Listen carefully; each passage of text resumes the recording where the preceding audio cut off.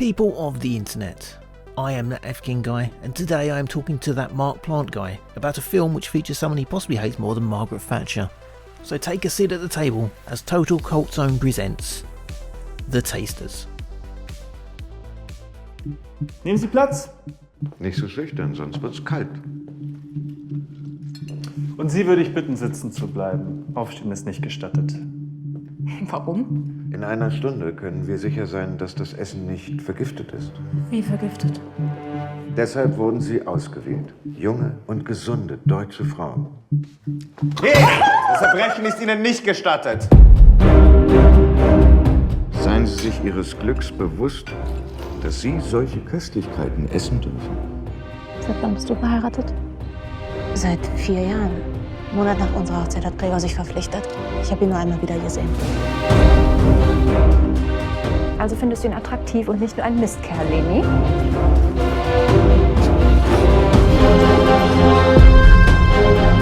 Denkst du noch an Gregor? Klar.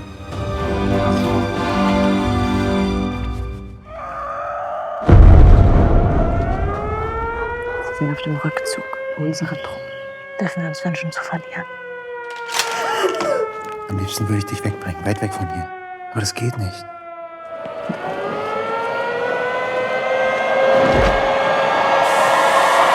Zum Wohl. Wie wahrscheinlich ist es, dass da Gift drin ist? Genauso wie den Krieg verlieren.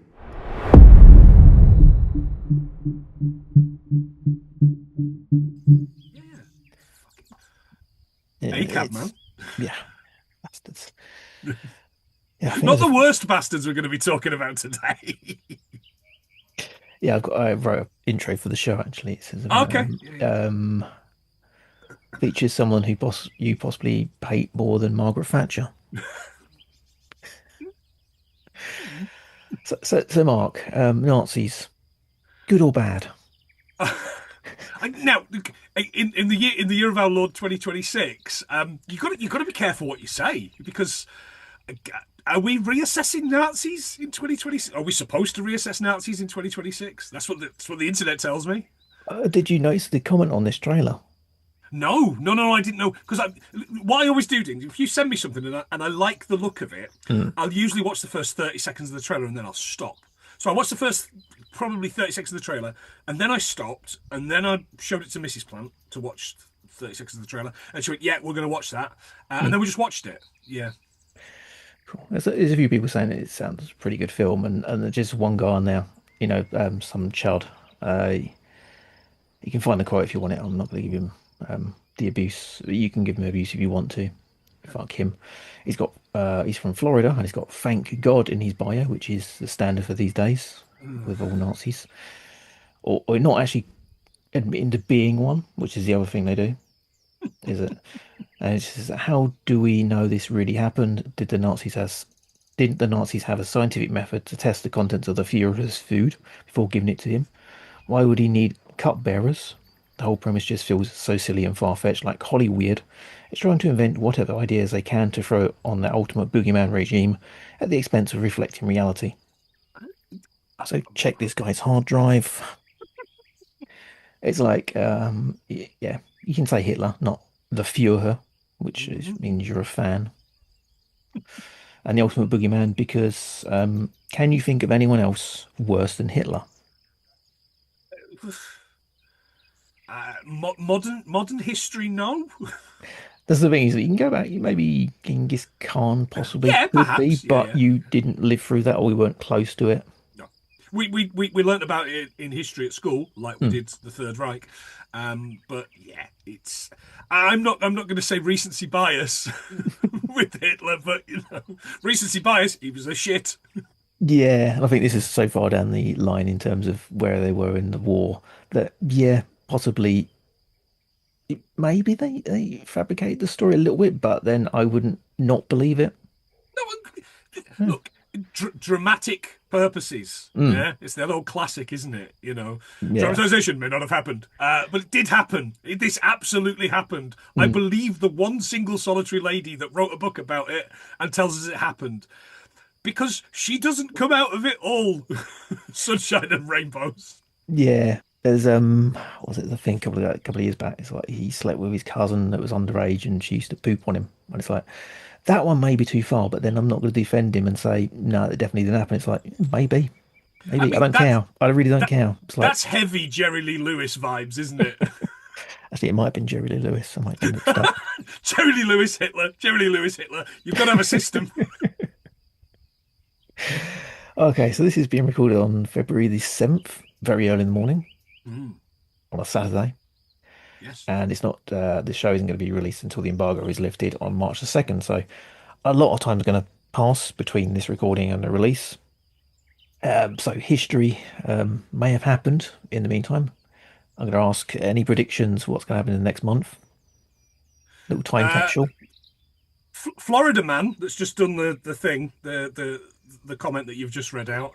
He's probably going to be elected to the Senate. Is my guess. He's right up there, isn't he? Yeah. I don't know. Starmer out? Question mark. Who knows? Who even? No, I don't. I think the guy's Teflon. I think the guy's absolute Teflon. I don't know. I think he's got a year or so at least. Yeah. I was talking about this week. What is it with like it's like football management now. It's kind of like as soon as a rumor kind of surfaces or there's chat that someone's does quick get the PM out, get the PM out. It's like maybe just give them a term. Give them a term and see what they can do. Full disclosure, I voted for Starmer and I hate myself. But it was that or the other. Yeah, It's a two-party system. You've got to vote for one of us. some areas it isn't. It's a lesser of two exactly. evils, even if they were sort of a bit shitty. Yeah. But they gave so many promises before they come in. So I don't blame anybody for voting for them. But it's like, yeah, okay, maybe we chose wrong, but then some people didn't have a choice. To be fair, I didn't vote for Starmer. I voted for the local MP. You don't vote for Keir. You don't vote for the Prime Minister. It's not how it works vote anymore, for is your it? local MP. You vote for your local MP. It's not how it works anymore. No, it's fucking popularity contest, isn't it? Yeah, I'm going to predict Trump being dead. Oh man, do you think it's just going to be natural? Do you think it's just going to be? Do you think he's just going to shit himself to death? He's in his sleep. Yeah, peacefully. Man, on live TV, that would be so good, wouldn't it? Just like he just does a Tommy Cooper, and they pull the curtains around him. There's flies buzzing around his shitty ass. Yes, please, man. This used to be a proper podcast, and then you got me. Every time you get me on, every time you got me. You have biscuit chat with Nona, you have posh tea chat with Captain J, and then you get me on, and it's presidents shitting themselves to death. What coffee are you drinking? I'm not actually. I've got those little capsules, and I know you and your posh hoity-toity listeners are gonna. I've got those little capsule machines, and I had some Guinness brew coffee. So it's not actual Guinness, but it is treated in the same way that they treat the malt, the same temperature they treat the malt and barley in the Guinness storehouse. So it was brought over as a birthday present from Ireland, and I quite like that, and that's nice.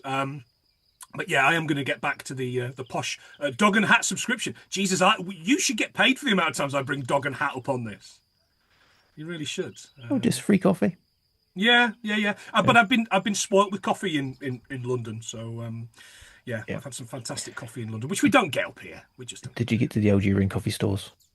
No. Do you know what? Because it was our friend's birthday, we just did everything that she wanted to do. So. We did all that, and then when they went to see Mamma Mia, I went to that fantastic narrowboat museum, which is the Canal Museum. Yeah, the Canal Museum, King's Cross. Give them all your fucking money. They're great. They were lovely. They were really kind. And then I got to sit and watch some old footage from I think 1919, some old movie from 1919 about crossing from one part of the Thames all the way across London just by canal, and funnily enough I'm going to be covering that soon on 100 Things We Learned from Film, much to John's chagrin. But that film itself, it's like 5 minutes long. We'll probably learn 90 things from it. And the episode will be an hour and a half. It'll be the best film podcast ever. I mean, you have to spend 3 hours talking about something else before you get to the film itself. Yeah, talking about what mistakes we made in the last episode. I don't get that. Why admit your mistakes? Why admit your mistakes? Like I love the abuse that we take from people online going, that film actually wasn't called that in France, it was called that in Germany. All right, mate. It's a comedy podcast. Have a laugh. We do.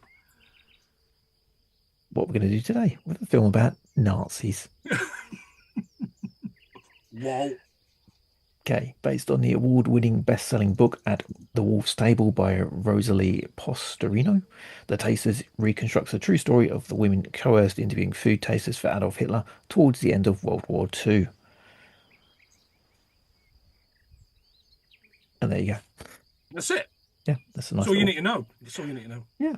Inspired by real events, it'll be released in UK and Irish cinemas from the 13th of March, 2026. Was it the book itself? I actually looked into and rented it from the library. Didn't get a chance to read it though. No. Yeah, I know. On Libby, the app. It was derived from the story of real-life food taster Margot Wölk. She learned about Wölk in 2014 after reading a newspaper article. But Wölk died before Postorino had a chance to interview her, so it was a novel that was a fictional character due to the fact she never got to speak to her and actually get the real story. So all fictional, based around the idea. I believe it's called the Assagaratici. The female tasters in Italian, and the woman at Hitler's table is what it's called in the UK, because I'm guessing if you put Hitler in the title, it sensationalizes it. I prefer At the Wolf's Table. So I couldn't find it actually when I looked into it. It's like, I can't find At the Wolf's Table, but I can find At Hitler's Table. You'd sell a lot more tickets in 2026 in England alone, wouldn't you? Yeah, but they always slagging it, going, "Oh, this ain't true. I don't believe that. No way the Fuhrer would get people to taste his food." Yeah. Hitler wasn't in the Epstein files. Never. Something. Oh yeah, hard to joke about this one, really, isn't it? Yeah. Well, I mean, you know me. I got There's you a on. reason you go. There's a reason you get me on for these German ones, isn't there? All the foreign art housey type ones. Yep. Yeah, Hitler. I love stuff like this, and do you know what? From the onset, I enjoyed this. I liked it. I liked Enjoyed it a fair funny bit. years. Yeah, well, yeah, it's certainly there's certainly plenty going on. I think everybody in it's pretty. Everyone in it's good inverted commas for those listening, not watching. Yeah, no, every look, they done a good acting, as Joe would say. So you think the impression you get from the synopsis is essentially it's going to be about food tasting, and that's going to be the entire thing, but it's not. It's there's more to it. It's like relationships, the family, and family loyalties to the Reich and stuff like that. Where the mother of the the mother Yeah, of the her son, mother-in-law. It's her her mother-in-law, mother-in-law, yeah, that's the one. She's kind of all for it and thinks it's a big honor to do it, and then gradually over time realizing, yeah, we're kind of fucked. Yeah, the bear it ain't, listeners. That's for sure. At no point does anybody go behind. Okay. Didn't need to do the accent, did I? Really didn't need to do the accent. Oh, it's like LOLO this. Yeah, but not a lot of notes.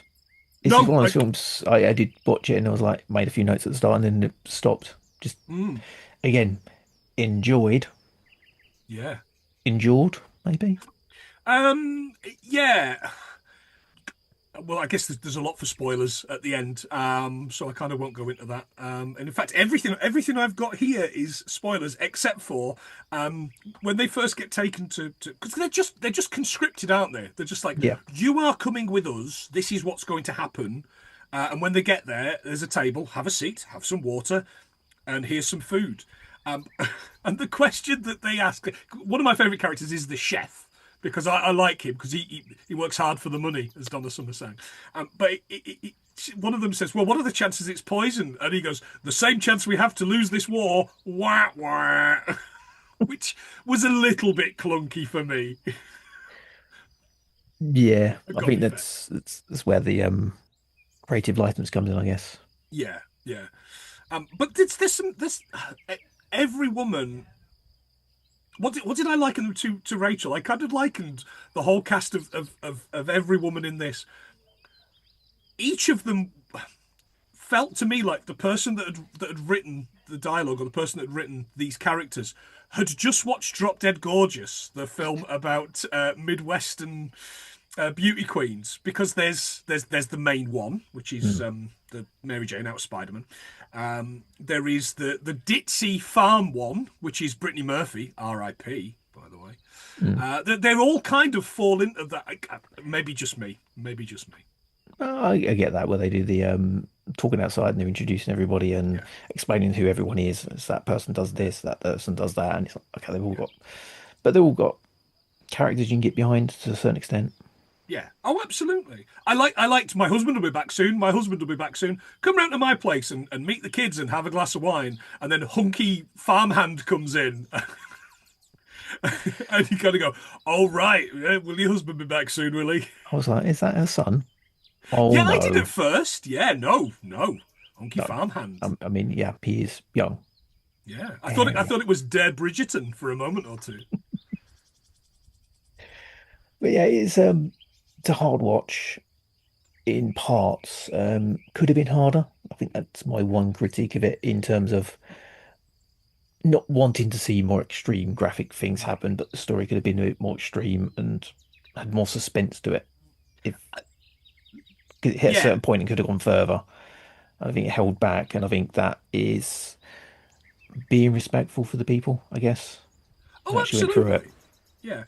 For me, I think because I didn't watch the trailer, I was surprised to find there was that underlying tone. I don't know if this comes in this one. There's a kind of a romantic underlying tone to the movie, which I didn't see coming at all. Like, because I didn't watch the trailer, I didn't think that would happen at all. It became a bit, I'm not going to say twee because of the relationship there, but as Rachel's point was, would that have happened if it wasn't for the situation? Would those two people, if they'd met on the street, would that have happened, or did the female protagonist feel pushed into it because of the situations that had happened, which we'll come to in spoilers? Yeah, it's hard to go into that without spoilers, really. Yeah.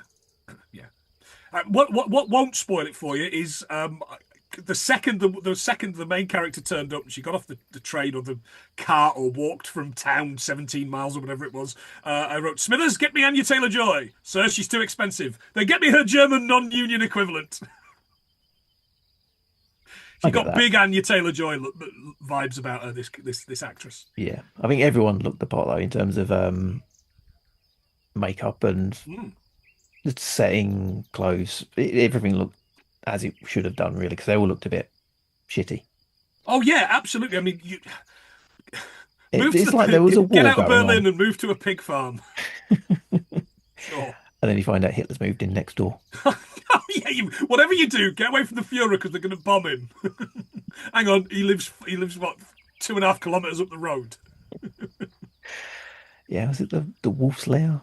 The Wolf's Lair, yeah, that's interesting. We learnt all about this in GCSE history, of which I got a D. So don't ask me, listeners. Don't ask me. They didn't do it. We just didn't hit Nazis bad.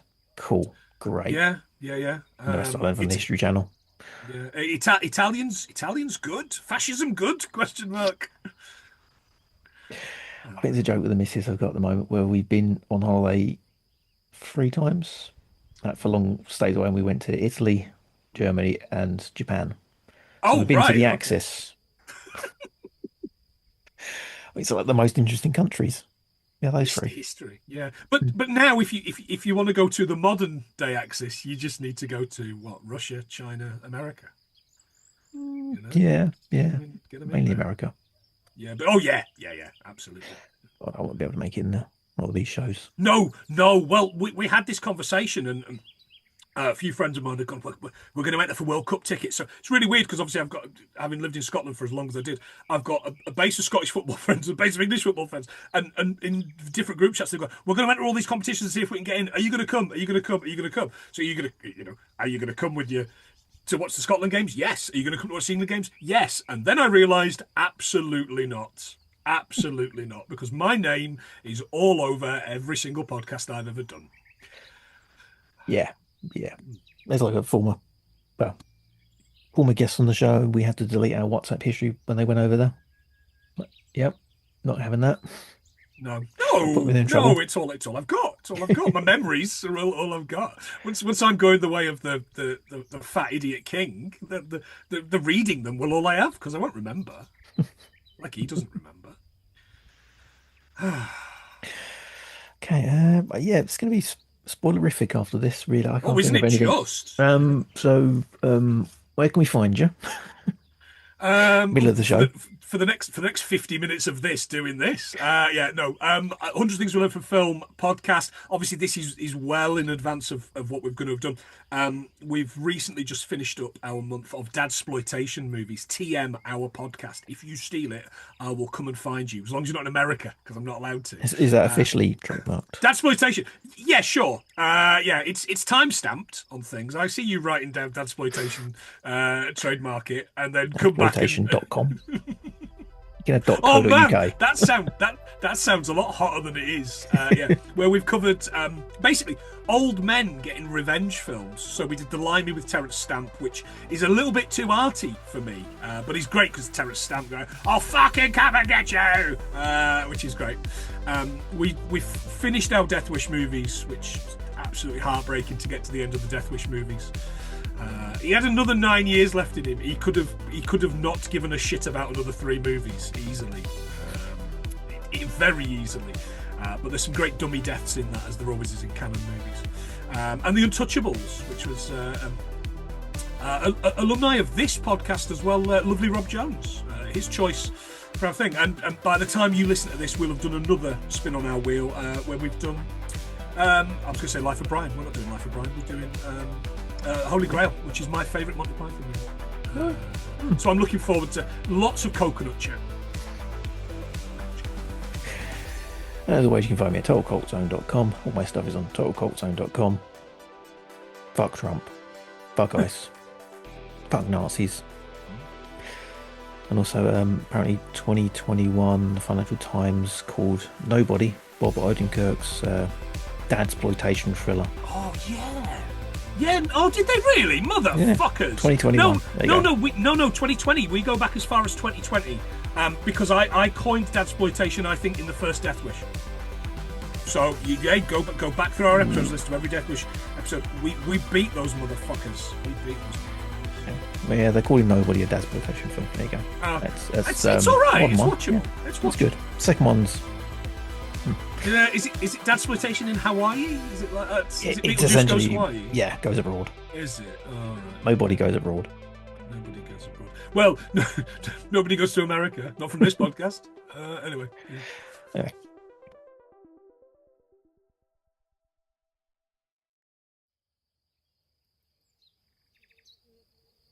Spoiler zone. Film will be spoiled after this point. If you are upset about it being spoiled, it's your own fault. Yeah, do go and watch it. Go and Yeah. watch it. It's really good. Get yourself in the cinema. It won't be on in my local cinema because you can't get anything in my local cinema that isn't. I think they're still showing Avatar. It's in March. They're still showing Avatar. Stop it. Are there 3 of them now? Yeah. We didn't get to see the third one at the cinema because subtitles and 3D. I think it was like Christmas Eve. I'm not going to the cinema on Christmas Eve. I'm not 6. Still doing 3D. Yeah. Get out. That last Fantastic Four was in 3D, I think. Yeah. No, I wouldn't bother. It's got your cousin from the Bear. He's clobbering time. Pedro Pascal is Mr. Stringy Man. Mr. Fantastic. Yeah, I mean, he's not that good. He's okay. Mr. Average is what I would say. But you can't say anything against Pedro Pascal, can you? Everyone loves him. Dad bod and all that kind of thing. No one loves me. He's all right. Dad bod. Oh, granddad bod. And I hate this. I hate when I do this. Some female actor that I've never seen in anything in this. And a brother who is, I don't know, the Maglite, human Maglite or whatever's going on. I don't know. Don't pretend to know. Doctor Doom isn't in it. Doctor Doom isn't in it, and it's not Toby Kebbell from Dead Man's Shoes who was in that. Have you seen that Fan Four Stick? Did you see that one? And full stick. Billy Elliot as it's clobbering time. The last Fantastic Four. It was Fan Four Tick or something. I think that's one of those films I've watched, but have no memory of watching. Yeah, Miles Teller, Rooney Mara's sister, Jeff Mara, Creed. He was in it. See, I know the cast of this one that I've only seen once 10 years ago, but I don't know the Creed, cast the of this band. one. Yes, Wide open. Yeah, it was arms wide open. That's exactly right. Yeah, Jesus. Well, this is spoiler zone for two films that we're not talking about. Yeah, Toby Kebbell though from Nottingham. There you go. Dead Man's Shoes. Spoiler zone. He's dead in that. Dead air. Okay, tasters, spoilers. Yes. So the romantic relationship between was it Rosa and Max? Yeah. No, Let's Rosa. call him Max. No, Rosa Sal's the actress. Okay, Elsa, Elisa and Max. There you go. Yeah. Or is it the other way around? I don't know. Didn't Oh no, Cook. Okay, Rosa. didn't That's like the character him. name. There you go. Right. Okay. Didn't like him. Don't think I was supposed to. What the Nazi? Yeah. Don't think I was supposed to. I think because there's a romantic relationship and then it kind of falls apart, and I think it's more she does it out of survival. Yes. Yeah. That's exactly what Rachel said when we watched it. Yeah, it's more that than she's actually really into him. It's like there's a bit of Stockholm syndrome now, but at the same time, I think it's more survival. But also, her husband's dead. Her husband sends letters from the front. Can't wait to get back. I'm sending letters from the front. Can't wait to see you at Christmas. I'll be back at Christmas. Well, I mean, I think surely in our respective homes, we kind of looked at one another and went, yeah, whatever. Of course you will. Yeah, he's dead even before they start the film. 3 days till retirement. Yeah. So the husband dies off screen. We never see that. In fact, the only thing we hear from him is I think his parents have kept the letters for her to read to them because they're thick pig farmers or something. Can't read. And that's it. And then at Christmas they get a Christmas letter. Here's a letter. He's dead. Yay! Sir, not featuring in this movie. Gregor.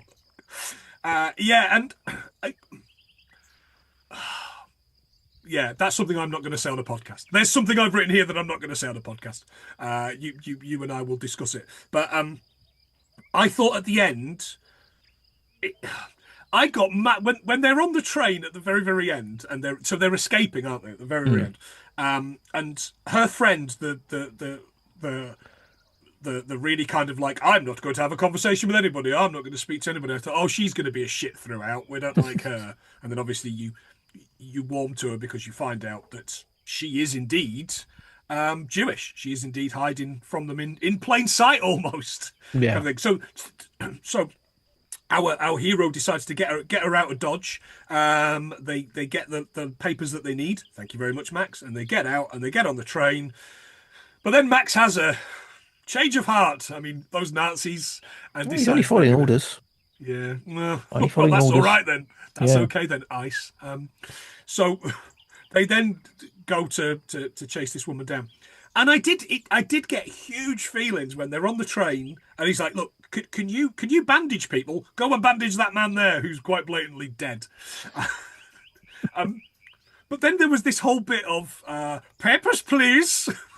Wasn't there? Which it was just a little bit too much like The Great Escape for me. That was thank you very much. Oh, bollocks. exactly what I've written down. It's like The Great Escape where they're trying to get away and it's like they're getting on the train. You think they're all set and it's like, and you want them to get away. Yeah, of course you do. Actually, like the characters. And it's what a lot of films don't have these days where you care about the characters and you want them to survive and then they do that and it's like, oh shit. And how are you getting out of this now? And then it kind of ends and it's like I say, it didn't go extreme levels. The worst happened right at the end, which is it should, but then you're kind of wanting a little bit more. I don't know. It could have given more time to the film. It's one of the films that I enjoyed the characters where I could have watched them do a bit more with them. Yeah, it felt like there was the kind of the relationship building between the girls was almost always in that courtyard. So it looked like it was an old school, didn't it? Because they were on the swings. So it was on this in this courtyard, and I guess that's a really nice kind of, I'm not nice, but that's a good kind of framing thing, isn't it? That the courtyard is where they can be themselves, and then the second they are moved in to have the meal, it's kind of like, is this our last ever meal? Is this our last ever kind of thing? And then they take it outside, but it feels like there's only that one scene where they're having a relationship in the woman's. Is she got a shop? Has she got a farm? I couldn't quite figure out what she had going Yeah, it on. might be like a little farmhouse shop because they're all in the local shops for local people kind of thing, isn't it? Yes, It's a small yeah, village, yeah. so yeah, she's probably got a shop. And yeah, like I said, the relationship with those characters doesn't really happen aside from that one scene or one bit, and it's all like in the courtyard. And it's like it's possibly that's it. Elfreda and Yes. Rosa having a relationship because I know Max does say about her girlfriend at one point, and it's like, are they supposed to be together? Oh, do they see them as, yeah? Oh, right. Okay. Is that do they see them as together, or are they together? Yeah, because Yeah, I kind of right, saw it as okay. being a bit like they were in love with each other, but they Right, didn't okay. pull the trigger on that relationship Yeah, no, past that being doesn't friends. feel. No, I didn't get that at all. I didn't get that one iota till you mentioned it. And I just figured he was just being horrible because he's a Nazi, and it's what they do. It is what they do, listeners. It's what they do. Yeah, because there's a bit where they're in the barn and Elfreda catches them at the end, and Yeah. there's a bit of upset with her, so maybe she was in love with, Oh, right. and there's Yeah, you're more to right. it. Yeah, oh, it's been a couple of weeks since I watched this. You're absolutely spot on. Yeah, there is that, but I thought that was just because sleeping with the enemy is But how I saw it. But Yeah, then seeing it as being survival as well, possibly. yeah, yeah, yeah, yeah. It's like she's using him for stuff to get away. Yeah.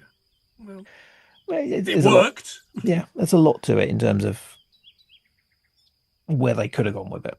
And I think that's the only thing I've got with it. It's like it didn't go to extremes on certain parts, which definitely a bit lacking, but good film overall. In the category of films I don't need to see again.